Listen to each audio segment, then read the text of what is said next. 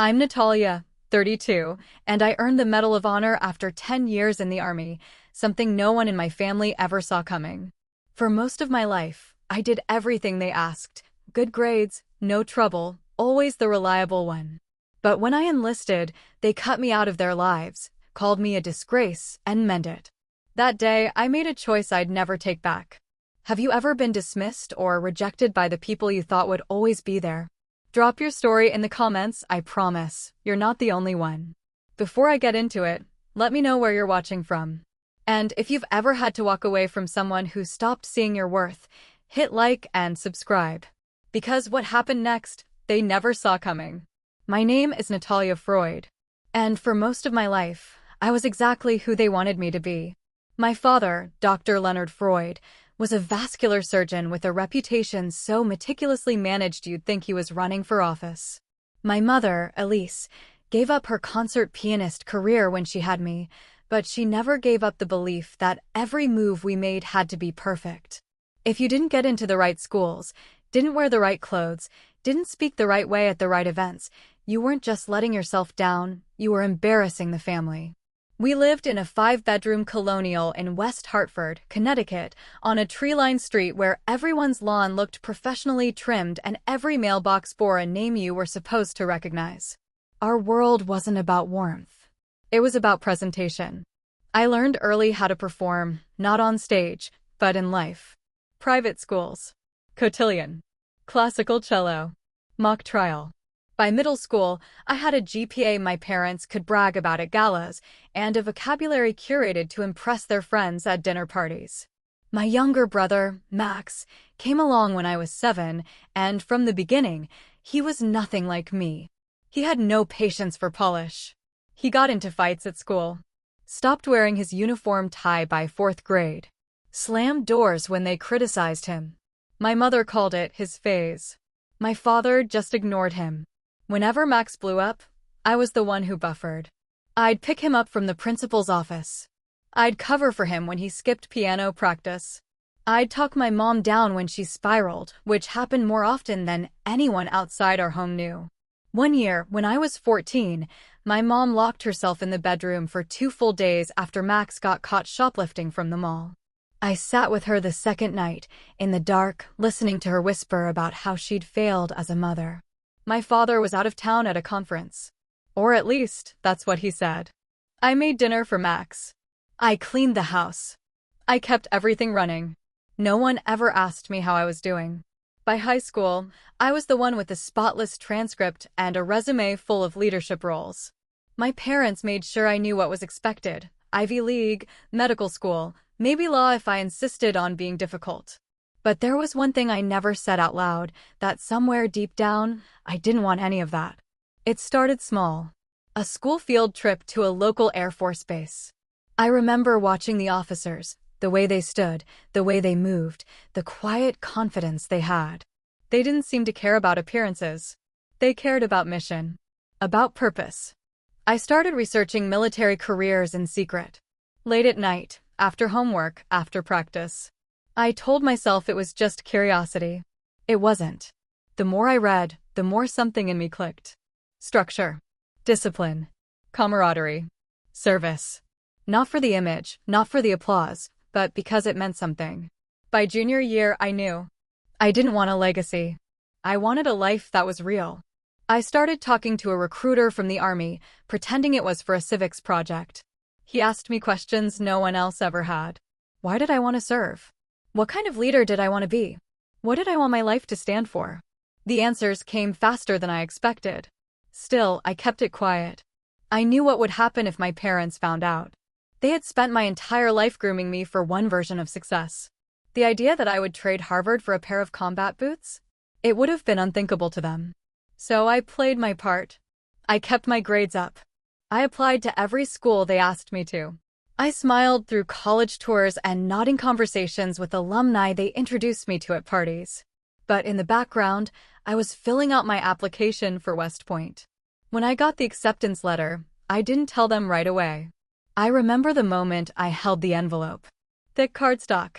The crest embossed in gold. My name printed neatly across the front. I ran my hand over the seal before I opened it. Congratulations. It was the first time in my life that a future felt like mine. When I finally told them, 2 weeks later, sitting across from them at the long dining room table they only used for guests, the room went completely silent. My mother was the first to speak. You're throwing away your entire future. My father didn't even look up from his plate. You will not do this, he said, calm and cold. You don't enlist. People like us don't enlist. I tried to explain that West Point wasn't just enlisting. It was an academy. It was a commission. He cut me off. You're not going to be some uniformed employee taking orders for a living. I didn't raise you for that. I said, quietly, it's leadership. It's service. He finally looked at me. It's disgraceful. Max was in the kitchen, listening. I could see his shadow near the doorframe. He didn't say a word. My mother pushed her plate away. Do you have any idea what people will think? What this will do to your reputation? 2 hours. That night, I packed a bag and drove to my aunt's house 2 towns over. She wasn't close with my parents, which was probably why she let me in without judgment. I stayed there until it was time to report. A week before I left, I got a letter in the mail. Certified. From a law firm I didn't recognize. It was a revision to my parents' estate plan. They were removing me. The letter was dry and professional, but the message was clear. I was no longer part of the family. They didn't just disapprove. They disowned me. No explanation. No phone call. Just a statement of erasure. I kept the letter. Not out of sentiment, but because I wanted to remember what it cost me to make my own decision. At West Point, I didn't talk about it much. A few people knew, my roommate, my squad leader. But most just assumed I came from the kind of family that sent daughters to service academies. I let them think that. Every time I laced my boots, every time I stood in formation, every time I pulled all-nighter studying tactics and leadership strategy, I thought about that dinner table. About the silence. About the word disgrace. And I told myself, not out of bitterness, but out of quiet certainty, I'll show you what disgrace really looks like. Because what I was building, what I was becoming, wasn't just a rejection of their version of success. It was a claim to something bigger. Something they never understood. And maybe never would. But I did. And that was enough to keep going. I still remember the first time I said it out loud. It was spring of junior year, and we were having dinner at a place my dad liked to take clients. One of those white tablecloth restaurants where everyone talks just slightly too quietly and the waiter corrects your pronunciation if you don't order in perfect French. We just finished talking about my SAT scores, and my mom was suggesting I apply early to Yale. I took a sip of water, steadying myself, and said, I've been thinking about doing ROTC. There was a pause, maybe 2 seconds. Then my father laughed. Not a full laugh, more like a short, amused exhale. You're kidding. I shook my head. I'm not. The silence that followed felt different. My mother set down her fork. My father just stared at me. You don't throw away everything we've built for that. I'm not throwing anything away, I said. It's still college. Just with military training alongside it. My mother's voice broke slightly when she spoke. Is this because of Max? Is this rebellion? That was the beginning. That night, they dropped me off at home and didn't say much else. But 2 days later, my mom showed up at school during lunch, asking to speak to the counselor. She told Mrs. Lambert that I was going through a reactionary phase and that they needed to adjust my course load to keep me academically focused. I found out because Mrs. Lambert pulled me aside and asked if I was okay at home. I said I was fine. I wasn't. That week, my parents stopped asking how my day went. Stopped checking in about midterms or study groups. They'd sit at the dinner table talking about Max's latest suspension and pretend like I wasn't there. When they did look at me, it was like they were waiting for me to come to my senses. When I brought home a first-place trophy from the state debate competition, they didn't say a word. It sat on the kitchen counter for 3 days before I moved it to my room. The tension didn't escalate all at once. It was more like a slow rewiring. The way my dad would change the subject when someone brought up college. The way my mom would talk about Max's potential, like she was reminding herself she still had something to be proud of. She started asking if I'd considered softer fields. Psychology. Teaching. Anything that sounded like it would keep me safe. You're not built for that kind of life, she said one night while we were loading the dishwasher. What kind of life? You know what I mean, she said, not meeting my eyes. Deployment. Combat. That's not who you are. You mean that's not who you thought I was? That earned me 3 days of cold silence. The deeper I got into the process, recruiter meetings, paperwork, fitness prep, the more withdrawn they became. Their friends started noticing too. At one dinner party, I walked past the living room and overheard Mrs. Cranston, one of my mother's oldest friends, say, "It's a shame. She had so much promise. But these kids, they get swept up in these delusions." My mother didn't correct her. She just offered a polite nod and topped off her wine. I knew I was losing them. But what surprised me was how quickly they seemed willing to let go. The same parents who used to micromanage my class schedule down to the half credit were now skipping my senior awards night without an excuse. My dad had a dinner. My mom claimed a headache. I walked across that stage alone, shook hands with the principal, and accepted a certificate for outstanding academic leadership while looking out into a crowd of strangers. I told myself it didn't matter, that I didn't need their applause. But it did matter. I just refused to let it stop me.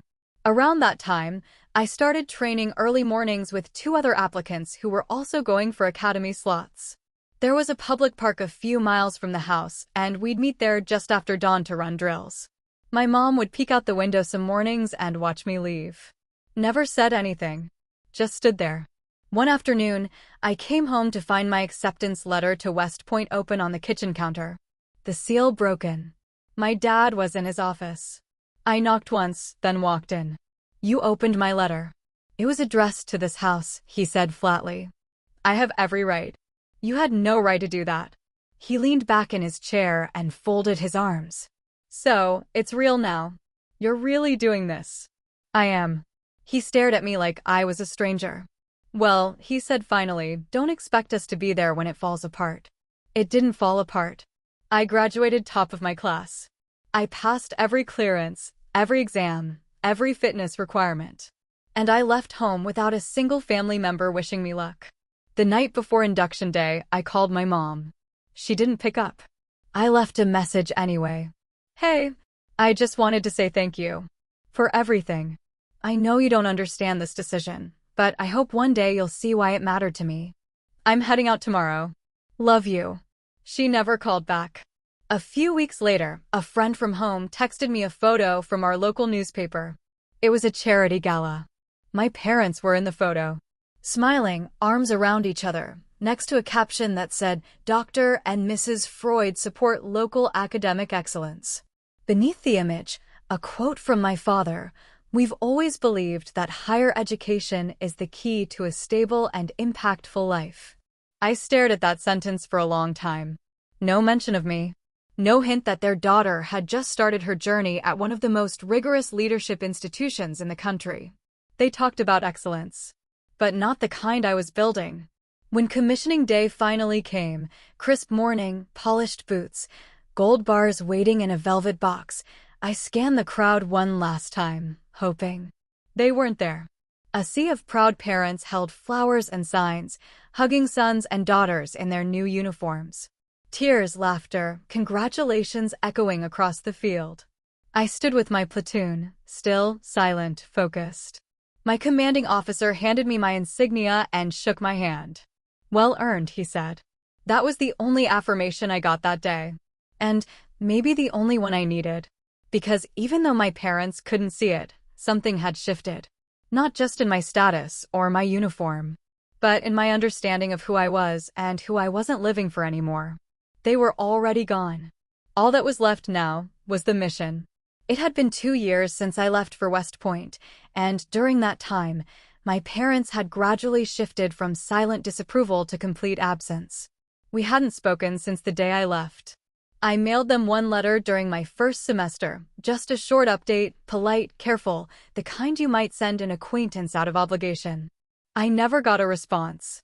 By the time I graduated and received my commission, I had stopped expecting one. Still, when I received deployment orders after completing Ranger School, I felt something shift inside me. Like it deserved acknowledgement. Not pride. Not support. But at least recognition. I was being sent to Afghanistan. It wasn't unexpected, but it was still sobering. I called home the day I got the news. The number hadn't changed. It rang 3 times before my father answered. "Hello." "It's me," I said. Long pause. "I got my first set of orders." Silence again. I could hear the quiet hum of a television in the background. "Afghanistan," I added. He didn't say anything for a while. Then finally, "You made your bed." Click. He hung up. I didn't call back. Deployment was a blur. I was stationed near Kandahar. Our unit was tasked with logistical support and security coordination, but it wasn't long before we were pulled into direct response. Convoy protection. Village mediation. Late-night IED sweeps. I saw more in those 7 months than I had in the first 22 years of my life combined. We lost 2 men. I earned a Bronze Star for an action I still don't talk about. All I'll say is that we were ambushed on a night convoy. We took fire from 2 sides. One of our trucks went down hard. There was a decision point, stay or move, and I made the call to double back with 1 other soldier. I don't remember being scared. I remember being clear. We got the injured out. We secured the area until backup arrived. I don't remember much else, just the heat, the shouting, the feeling of time going thin and sharp. When I came home, I walked off the plane with a cane and a fresh scar across my left shoulder. They told me it would fade. The metal sat heavy in my gear bag. I didn't know where else to go, so I went home. Not out of hope. Just habit. I hadn't told them I was coming. I didn't want the rejection twice. But when I pulled into the driveway, my mom was outside trimming the hedges. She turned and looked at me like I was a stranger. "You're back," she said, flatly. "For now." I walked up the steps and she didn't move to hug me. She opened the door and let me in, then disappeared into the kitchen. The house looked the same. Too clean. Too quiet. At dinner, they made grilled salmon and steamed vegetables. It felt more like a restaurant than a homecoming. No one asked how I'd been. No one asked about the limp or the scar. My father sat at the head of the table and unfolded his newspaper like it was any other Tuesday. I tried. I told them about the village near Panjway. About how the kids there used to wave at our convoy every morning. How one of them drew a picture of me with a stick figure smile and a cardboard shield. I told them about losing Sergeant Collins. About holding the radio that called in the medevac. My mother dabbed her lips with a napkin. "That sounds intense," she said. My father didn't look up. "You should have stayed in school." I stared at him. "You had everything going for you," he continued, folding his paper slowly. This was a detour. A waste of potential. I didn't respond. He reached under the table and pulled out a manila envelope. Slid it across to me like a check at the end of dinner. "What's this?" "Legal documents," he said. "We updated our will." I didn't open it. "You're no longer included." My mother kept her eyes on her plate. She wasn't chewing. Just waiting. "You're cutting me out," I said. He nodded. "You've made your choice. Now we're making ours." I wanted to ask why, but I already knew. "You're a disgrace to this family," he said. The words were so calm, they barely sounded like an insult. More like a fact. A diagnosis. My jaw tightened. I slid the envelope back toward him. "I don't want your money." He didn't touch it. "Don't contact us again," he said. I looked at my mother. She didn't say anything. So I stood up, picked up my bag, walked out the same front door I had walked through 1,000 times before. Except this time, I wasn't just leaving a house. I was leaving any illusion that these people were still my family. I drove to a motel 2 towns over and stayed there for the night. I didn't cry. I didn't scream. I just sat on the bed with the envelope still in my hand, unopened. Later, I'd give it to a friend of mine who worked JAG. He confirmed it. Cut out completely. I didn't tell anyone else. Not right away. When my CO asked if I was okay, I said I was. When my squad mates threw me a small welcome home barbecue, I smiled and thanked them. No one needed to know that the people who raised me had just erased me from their lives over dinner. A few weeks later, I mailed the Bronze Star citation to myself, just to see what it felt like. It arrived in a plain envelope. No ceremony. I read it once, then tucked it into a drawer. The words felt empty. Not because they weren't earned, But because I knew that, to the two people who were supposed to care most, they didn't mean anything. To them, I was still the same disappointment I had been the day I walked away from their vision of success. Except now, they had the paperwork to make it permanent. I didn't try again. Not after that. I had finally understood there are some things more permanent than silence. Legal documents. And the cold clarity of a parent who chooses reputation over their own child. So I stopped looking back and started building forward. I returned to my unit that same week. No ceremony. No transition period. Just packed a bag, got on a flight, and rejoined my team like nothing had happened. No one asked why I'd come back early from leave. They knew better. In the barracks, I unpacked slowly, piece by piece. My cot was still made from the last time I left. Someone had kept it neat, probably Rivera. He was always tidying things. I didn't talk about what happened with my parents. Not in the beginning. Except with one person. Sergeant Melanie Cho. We'd served together on my last deployment. She was 5 years older than me, sharper than anyone I knew, and had a kind of brutal honesty that made her impossible to lie to. We were in the motor pool late one night doing a post-check on one of the Humvees when she looked at me and said, "You've been quiet." Not the normal quiet. The brittle kind. I didn't answer right away. Just kept tightening bolts. Finally, I said, "They cut me out." "Who?" "My parents." She didn't flinch. Just kept working. Then, casually, "You didn't lose anything." "They did." That was it. No pity. No follow-up questions. Just that one sentence, sharp and clean.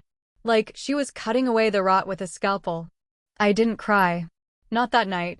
But later, in the back stairwell of the training building, I sat down on the concrete, rested my head against the wall, and let the weight of it hit me.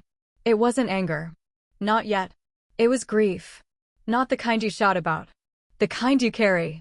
Because losing people who are still alive is a special kind of hollow. For a while, I kept telling myself they might come around. That one day I'd get a letter. A voicemail. Something. But weeks passed. Then months. Nothing. And after a while, I stopped waiting. I didn't delete their number. But I didn't use it either. Holidays came and went. I sent no cards. They didn't either. In their eyes, I no longer existed. So I started living like I didn't need them to. At first, everything felt mechanical. Train, lead, debrief, repeat. But somewhere in all that motion, something began to shift.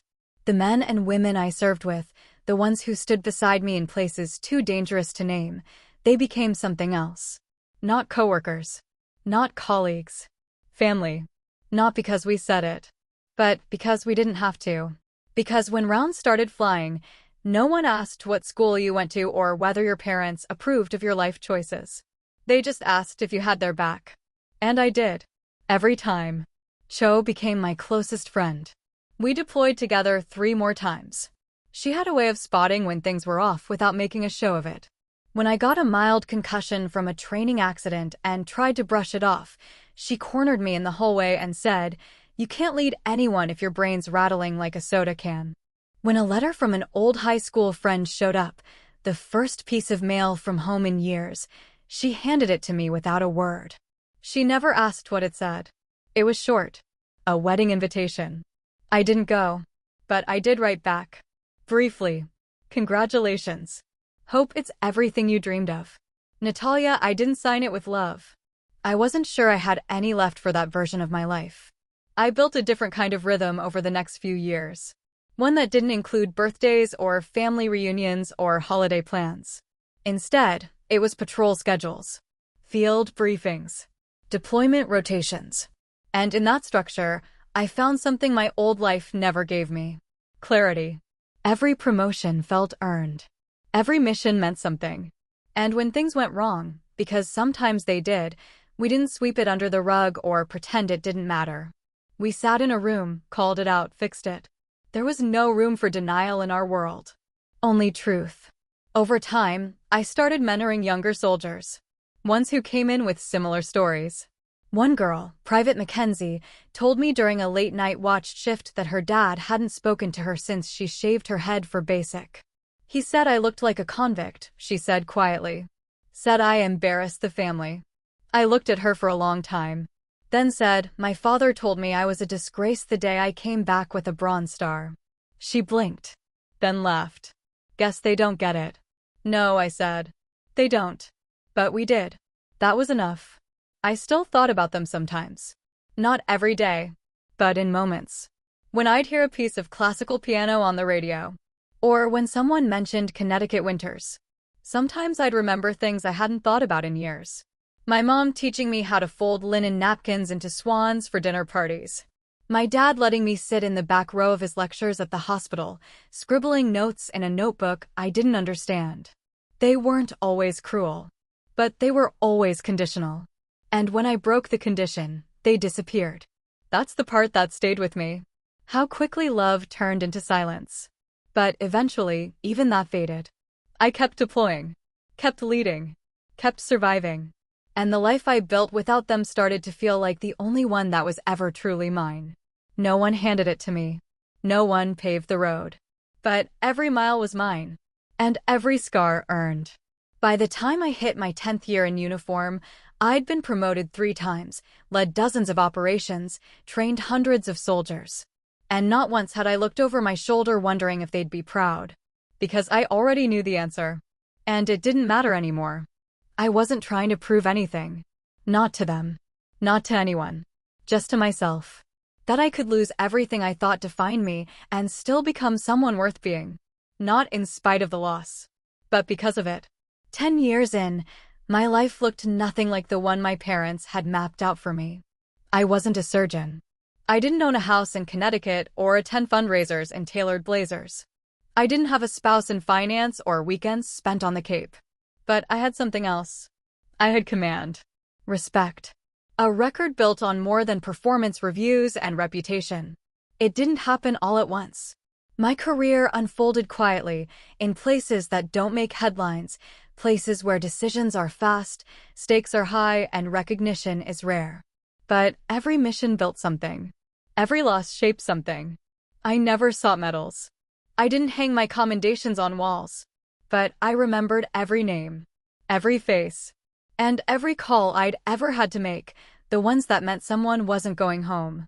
That's what made the nomination feel strange. I wasn't expecting it. My CO pulled me aside after a field exercise in Germany. We were still in gear, dirt on our faces, adrenaline fading from the last scenario. He handed me a manila folder. Inside was a packet I wasn't prepared for. Nomination, Medal of Honor. I stared at it for a long time. He said my name softly, gave me a nod. It's real. The mission they were referring to had happened almost a year earlier. Classified at the time. A hostage extraction in Syria. High stakes. Intel was spotty.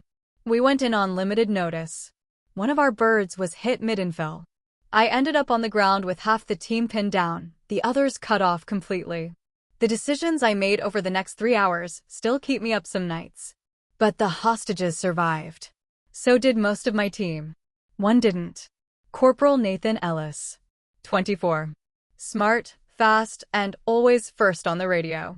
He bled out on the evac bird holding a photo of his little sister. I didn't feel heroic. I felt responsible. Still do. But somewhere, someone wrote the report. The nomination went through the chain. And now, here it was. I didn't call anyone. Didn't post anything. Just folded the paper and put it in my locker. That night, I sat on my bunk and thought about the other envelope. The one for my father. The will. The sentence. You're a disgrace to this family. It had been almost a decade since I heard his voice. But the words still sat in the back of my mind like a film that never quite fades. At the time, I told myself I didn't need their approval. And mostly, I didn't. But this moment, this strange, surreal recognition, brought up something I hadn't felt in years. Not longing. Not regret. Just a quiet, unresolved echo. I didn't reach out. Not even when the official notice went public. The Department of Defense issued a press release. Full name, rank, unit, photo. It circulated fast, faster than I expected. By lunch, it was on military news sites. By dinner, CNN. I had 2 missed calls from reporters. One from a woman I'd gone to high school with. Her message was awkward. Congratulations. Would love to do a piece. Can't believe it's you. I deleted it. The next morning, our unit public affairs officer pulled me aside. He said a reporter from the New York Times had reached out. Not about the mission. About my family. They declined to comment, he added. I didn't ask how they got in touch. I didn't need to. That was the first time I knew they knew. They'd seen it. Read it. Recognized the name. Maybe even saw the photo. And still silence. No call. No message. No letter. For years, I had imagined different versions of this moment. The day they'd find out who I had become. The rank. The record. The service. In some version, my father would be forced to admit he'd been wrong. My mother would cry. They'd ask for a second chance. But the reality was quieter. They just stayed invisible. And, honestly, it hurt less than I thought it would. The space they left in my life had already been filled. By people who mattered. Cho flew in a week later. She showed up in jeans and a leather jacket, carrying a six-pack and a bag of old photos from our first deployment. You always said you didn't want a spotlight, she said, cracking a beer. Guess the universe didn't care. I smiled. We sat in my apartment, flipping through grainy pictures. Sand. Humvees. Faces we remembered and some we tried not to. She asked if my parents had called. I said no. She didn't push. But she did say something I wasn't expecting. You know, she said quietly, this medal doesn't just mean you survived. It means the choices you made, the ones they disowned you for, were right. Not because you got a medal, but because people are alive who wouldn't be otherwise. That matters more than their silence. I didn't reply, just nodded. Because she was right. There are some moments in life where the scoreboard becomes clear. This was one of them. I didn't need my father's validation. I didn't need my mother's tears. All I needed was what I had already built. The ceremony date was set for the following month. My commanding officer asked if I wanted a guest list. I said no. He asked if I wanted to invite family. I paused. Then said, the people who need to be there already are. I didn't say their names. Didn't need to. Because when the day came, the medals, the cameras, the speech from the president, none of that felt like the climax. What mattered were the faces I knew in the front row. Cho. Rivera. Lieutenant Foster. Even Mackenzie, now a sergeant herself. People who had seen the worst of me and stood by anyway. That was my family.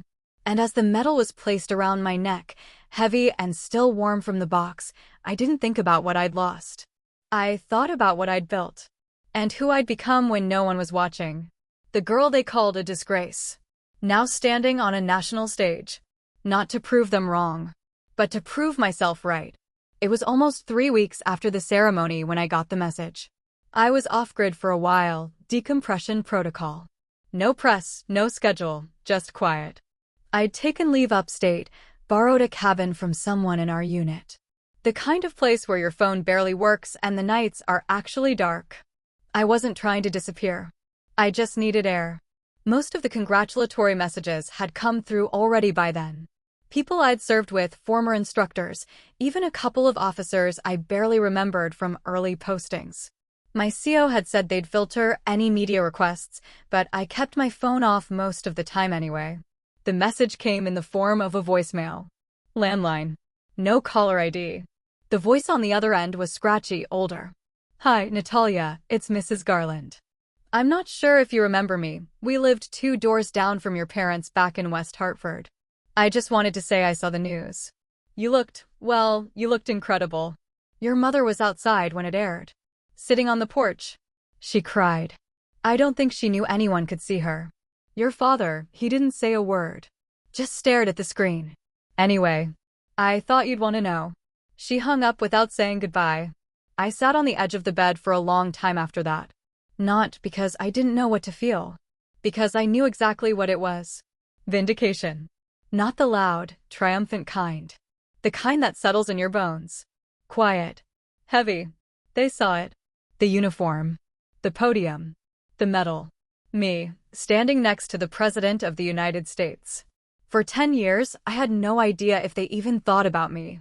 Now I knew. They remembered. And for once, they couldn't look away. No edit button. No spin. Just the truth. On every screen in the country. I didn't call Mrs. Garland back. Didn't feel the need. But I listened to that voicemail 3 times before deleting it. Not because I needed the words. Because I needed the moment. For once, they had to sit in it. The silence they built. The daughter they disowned.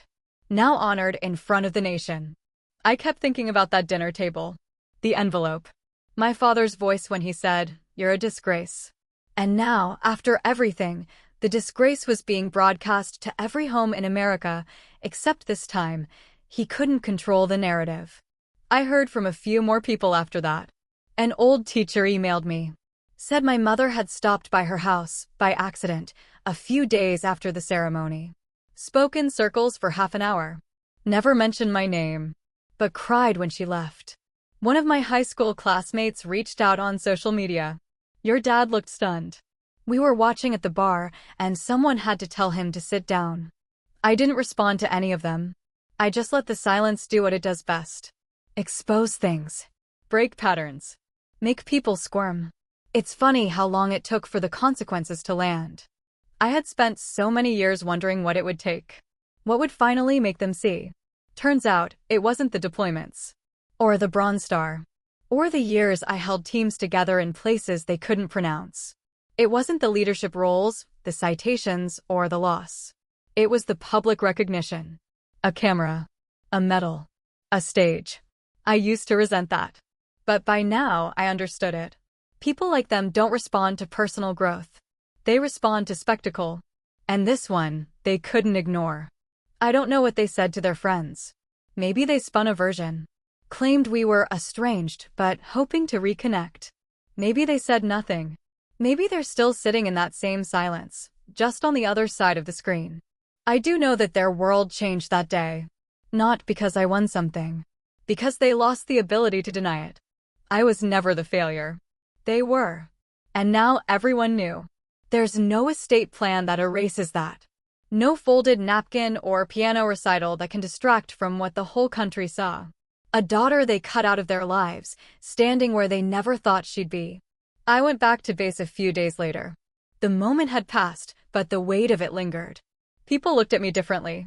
Some with respect. Some with awe. Some with questions they didn't know how to ask. I kept doing my job. Command doesn't pause for media cycles. One of my younger officers pulled me aside after briefing. He asked how it felt. The ceremony, he said. The medal. All of it. I thought for a second. Then told him the truth. It felt like a full circle closing. But not the kind where you go back. The kind where you finally understand why you left. He nodded like he understood. But he was 23. He hadn't lived it yet. Still, I appreciated the question. Because it reminded me that the recognition wasn't just mine. It belonged to every soldier who chose service over safety. Over comfort. Over family expectations. And it proved something I'd always believed, deep down.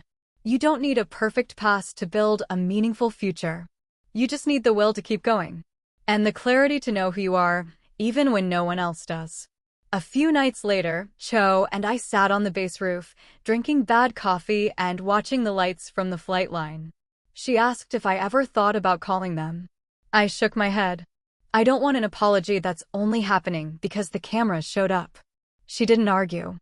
She knew. Instead, she said, sometimes the best revenge is just letting them watch. And that's exactly what they did. Watched. While the girl they tried to erase rewrote the story. Without them. It came in a plain envelope with no return address. Postmarked from Hartford. I almost didn't open it. It sat on my desk for a few hours, tucked between training schedules and a box of challenge coins someone had mailed over from command. Eventually, I picked it up. Not out of curiosity. Just to get it out of the way. Inside was a single piece of cream-colored stationery. No salutation. Just a few lines written in a handwriting I hadn't seen in a decade. We saw the news. We hope you're safe. You made your point. No signature. But I didn't need one. I knew the handwriting. The way the capital letters leaned slightly to the left. The missing periods. The loop on the Y. It was my father. I read it once. Then again. Then put it down. Not out of shock. There was nothing shocking about it. It was exactly what I expected from him, restrained, controlled, never vulnerable. An acknowledgement that came years too late and still managed to avoid the one thing that might have mattered: accountability. It wasn't an apology. It wasn't even really a gesture. It was a notification. Proof that he'd seen me. Proof that they couldn't deny it anymore. But no real ownership of what they'd done. No mention of the dinner table. The envelope. The sentence that drew a line through our relationship and called it permanent. Just a line about me, making my point. As if this had all been a stunt. As if 10 years of service, sacrifice, and survival had been some elaborate rebellion. It would have been laughable if it wasn't so hollow. I didn't write back. I didn't even think about writing back. There was no part of me that wanted to reopen that door, not even a crack. Because I finally understood that some boundaries aren't meant to be crossed again.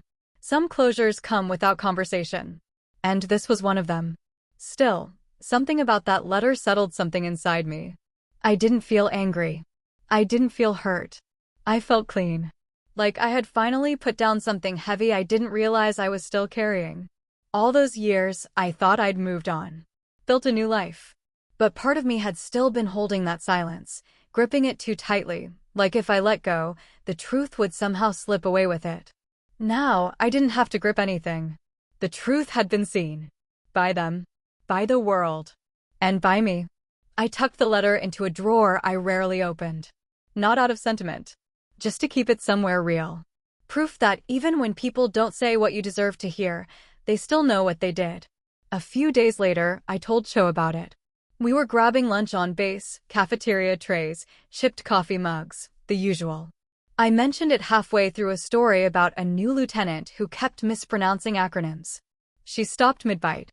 They wrote you. Just him. What did it say? I repeated the lines. She shook her head. That's not a letter. That's a memo. I laughed. First time I'd laughed about it. It felt good. Later that week, I got a care package from Mackenzie, now stationed overseas. Inside was a photo from one of our joint trainings years back. Me, Cho, Rivera, and Mackenzie standing in front of a transport, gear half on, all of us covered in dust. On the back, she'd written, "For the wall of real family." I pinned it up next to a framed letter from one of the hostages we rescued. He'd written to say thank you. Said he still had nightmares, but when he woke up, he remembered my voice telling him he was safe. That letter meant something. Because it came from truth. From pain. From a place that understood the cost of things. The one from my father? That was just paper. By then, word had gotten around. Other people started asking if I'd heard from them. I kept my answers short. Yeah, briefly. Doesn't change anything. Because it didn't. It couldn't. When you cut someone out of your life and seal it with legal ink, there's no walking it back with 3 vague sentences and a postmark. Some people say you should always be open to reconciliation. That blood is thicker. That time heals. But I've learned that time doesn't fix everything. It just gives you space to decide what's worth rebuilding. And for me, that foundation was gone. Not scorched. Just irrelevant. I didn't hate them. That was the surprising part. I thought I would. But hate requires energy. And I wasn't spending any more of mine on them. I had people to lead. Teams to train. Soldiers who needed someone steady in their corner. They got my time. My presence. My loyalty. Not 2 people who chose pride over their own child. I never got another letter. No call. No follow-up. Just that one note, folded into silence. And that was fine. Because I was done waiting. Done hoping. Done carrying weight that didn't belong to me. For the first time, I felt like I'd come full circle, not because the relationship had been repaired, but because I no longer needed it to be. I had already built something better. With people who showed up. Stayed. Served. And stood by me, not because they had to, but because they chose to. And in the end, that choice mattered more than any bloodline. More than any apology that never came. More than any memory of who they once were. Because family, I've learned, isn't just who raised you. It's who raised you up when the world tried to push you down. And I'd found mine. The ceremony didn't change who I was. It didn't erase the years I'd spent in combat zones. It didn't rewrite the choices I made or soften the silence my parents left behind. But it did change something else, something subtle. How the world saw me. Suddenly, people who had never spoken my name before were saying it on live television. I started getting letters from cadets, from high schoolers thinking about enlisting, from young women who'd been told the same thing I had once been told: don't waste your life on that. They thanked me for proving you could serve with honor and still keep your voice. One of them wrote, "I showed your story to my dad. He finally said I could apply." That one stayed with me. Not because it praised me, but because it reminded me that stories can build bridges, even in places where words used to be weapons. I was invited to speak at a leadership summit 2 months after the ceremony. A room full of officers, analysts, and policymakers. They asked for a keynote. I gave them my truth. I told them about my first day in uniform, about the disbelief in my parents' eyes, about being told I was a disgrace before I'd ever failed, and about what it meant to lead, not with bravado, but with integrity. When I finished, the room stood. Not because of me, because they recognized something universal. That honor isn't inherited. It's chosen. I gave more talks after that. At academies. On bases. Even once at the Pentagon. Each time, I spoke about the cost of conviction. What it means to be steady when everything around you shifts. To keep your compass true even when no one else thinks you're heading in the right direction. But the moment that stayed with me the most, the one I still think about sometimes, late at night when everything is quiet, wasn't one of those speeches. It was right after the medal was placed around my neck. The cameras had just stopped flashing. The applause was still fading. And the president leaned in, just slightly, and said in a voice only I could hear, "You make this country proud." It wasn't for show. He didn't have to say it. But he did. And I believed him. Not because of who he was. Because of who I'd become. I didn't cry. I didn't smile. I just nodded. Because in that moment, something shifted permanently. It didn't erase the pain. Didn't undo the past. But it replaced it with something bigger. With something mine. For so long, I thought legacy was what other people allowed you to have. What they stamped with approval. What they passed down. But I was wrong. Legacy isn't about acceptance. It's about endurance. It's about what you stand for when no one is clapping. When no one is watching. When no one is calling to check in. That's when it's built. And that's what I stood on that stage holding. A life carved out of refusal. A path cleared by choosing what was right over what was easy. In the months after the ceremony, there were more messages. Some I answered. Some I didn't. I stayed in service. I always knew I would. I wasn't done. There were still leaders to develop. Still soldiers to guide. Still missions to run. But I also learned how to slow down, just a little. I started writing again. Not for publication. Just for clarity. Late nights, I'd sit in my quarters or a quiet corner of a rec room and write about things I'd never spoken out loud. About Mackenzie and Cho. About the convoy ambush in Kandahar. About the silence that followed my parents' letter. And about the medal, not as a prize, but as a marker. Not of arrival, but of survival. I still have that envelope tucked in a drawer. The one from my father. I don't read it.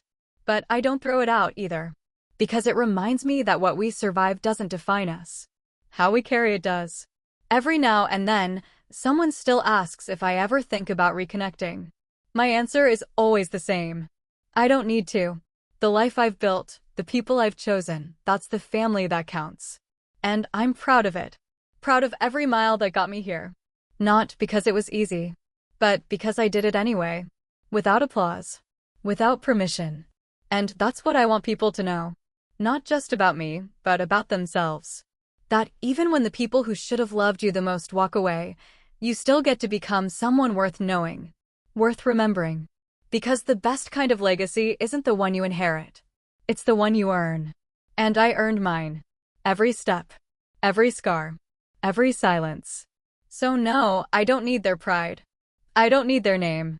I've got my own now. And it's enough. That's my story, but I know I'm not the only one. Have you ever been cut off for choosing your own path? Did they ever regret it? And if they reached out, would you even want to hear it? Let me know in the comments. I'd really like to hear what you'd do. And if this resonated with you, hit like, subscribe, and share it with someone who needs a reminder. You don't need their permission to be proud of who you are.